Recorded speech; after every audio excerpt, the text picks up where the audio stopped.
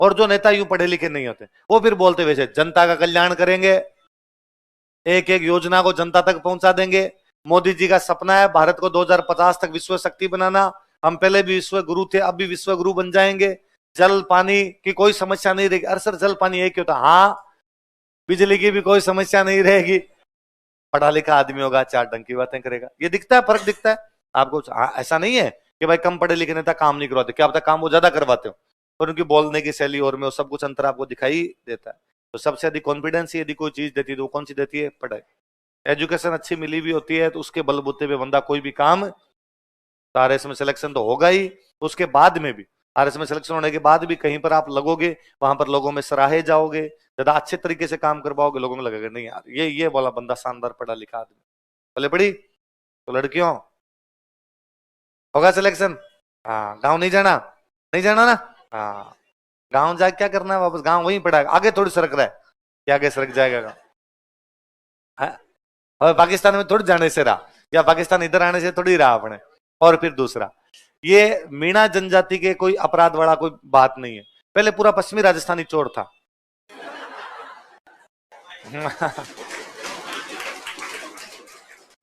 और इसमें पश्चिमी राजस्थान की कोई बात नहीं है, रेगिस्तान में रहने वाले लोग हमेशा चोर हुए। जो रेगिस्तान के अंदर पूरे अमेरिका के रेगिस्तान में रहते थे वो डाकू थे, ऑस्ट्रेलिया के रेगिस्तान में आप तो वो आप तो क्या थोड़ा कम पढ़ते हो, पहले हम हिस्ट्री पढ़ते, संगम काल पढ़ते हो, संगम काल।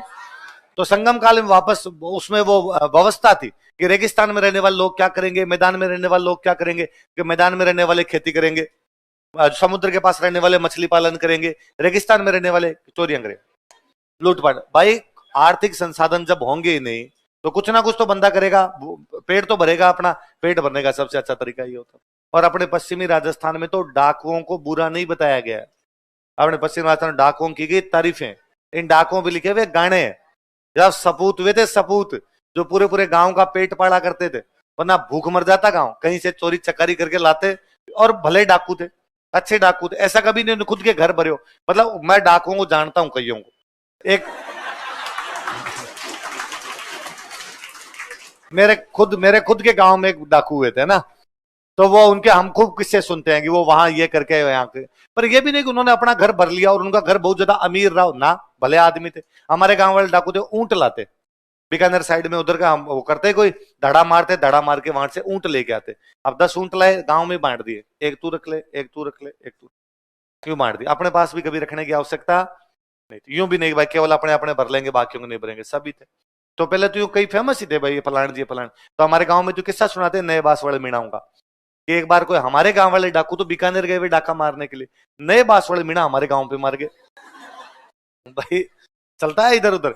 तो हुआ क्या, हमारे गांव की और आसपास के 5-7 गांव की गायें चरने के लिए जंगल में गई हुई थी। गांव के पास जंगल होते हैं, हमारे साइड में बोलते हैं जंगल को बीड़, बीड़ बीहड़, बीहड़ से हो गया बीड़। आप तो बीड़ में चरने के लिए गई हुई थी, नए बास वाले मीणा आए, सारी गायों को ले गए। शाम को गायें घर पे नहीं आई, पता लगा गाय नहीं है, गाय नहीं है, तो पता चला कि नए बास वाले मीणा ले गए। नए बास वाले मीणा अब क्या करे भाई, ले गए तो ले गए। इतने में हमारे गांव वाले डाकू 5-7 दिन बाद में आए कहीं से, ऊंट ऊंट लेके। तो गांव वालों ने कहा आप तो इधर चले गए, अपने तो गांव की सारी गायें नए बास वाले मीणा ले गए, और अपने नहीं ले गए, 7-8 गांव की ले गए। फिर हमारे गांव वाले डाकू गए नए बास जाके उनसे बातचीत की। तो मेरे दादाजी ने बड़े गर्व के साथ बताते हैं कि अपने गांव वाले डाकू गए, नए बास वाले डाकुओं से बातचीत की और अपने गांव की गायें वापस लेके आ गए। लेकिन केवल अपने गांव की गायें मिली, और किसी गांव की गायें, अपना तो स्टाफ था। पर स्टाफ का मामला छोड़ते हैं ना यार, इतना तो स्टाफ चल ही रहा था कि यार हम सेम काम कर रहे हैं, आप भी सेम काम कर रहे हो, इतनी तो छूट दे दी जाए।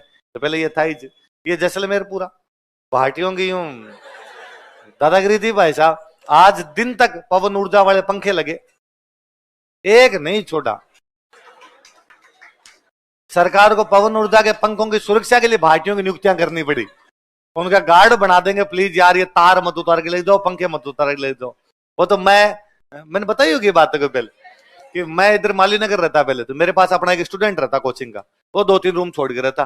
पर अब वो मिल जाते, हम गली में रहते थे, मिल जाते। अब वो जानकार भी हो गया, तब थोड़े बच्चे थे, नाम से सबको जानते भी थे, तो मेरे रूम भी आ जाता कई बार, कोई बुक लेने के लिए, कोई पूछने के लिए, कोई आंसर चेक करवाने के लिए, वैसे भी आ जाता। तो उसने मुझे एक दिन कहा, तो मैं यूं हंसता रहता, अरे अब भी चोरी चकारियां यूं करते हो, नहीं करते, छोड़ दी। तो उसने कहा नहीं सर अब छोड़ दिया, अब नहीं है, पहले करते थे अब नहीं करते। तो एक दिन उसने मुझे कहा सर देखो मैं ऐसा कोई काम नहीं करता हूं, मेरे पिताजी भी ऐसा कोई काम नहीं करते थे, दादाजी भी ऐसा कोई काम नहीं करते।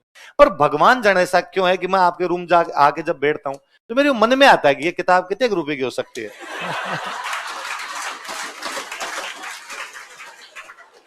सर विश्वास रखें, मैं आपके रूम से किताब लेके, पर ये है सर जेनेटिकली है।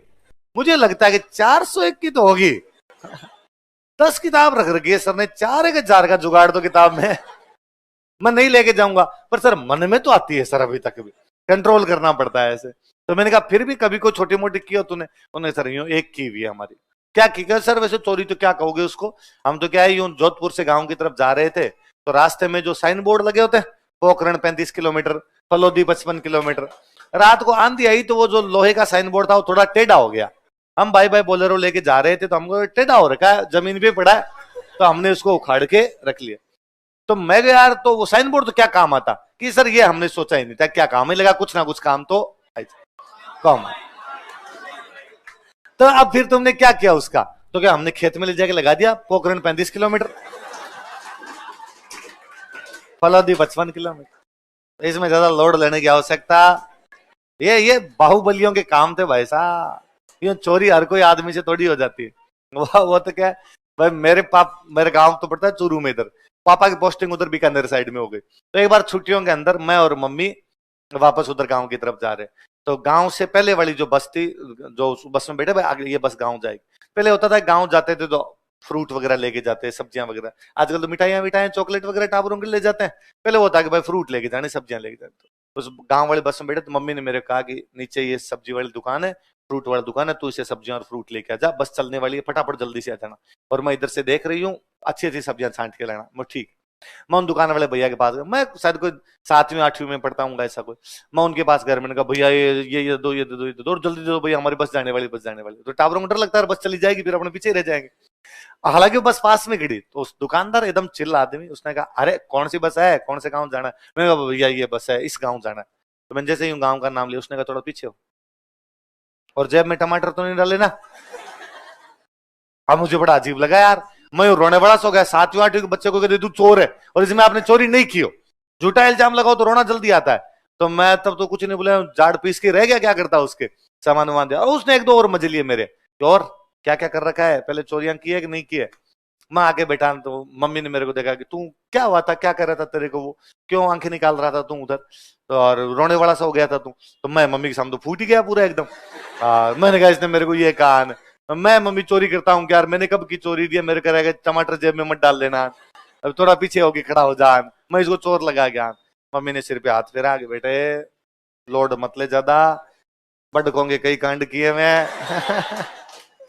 अपने ज्यादा लोड लेने की आवश्यकता, चिल कर, चिल अपने तो खा ले, संतरा खा ले अपने, बैठ आराम से।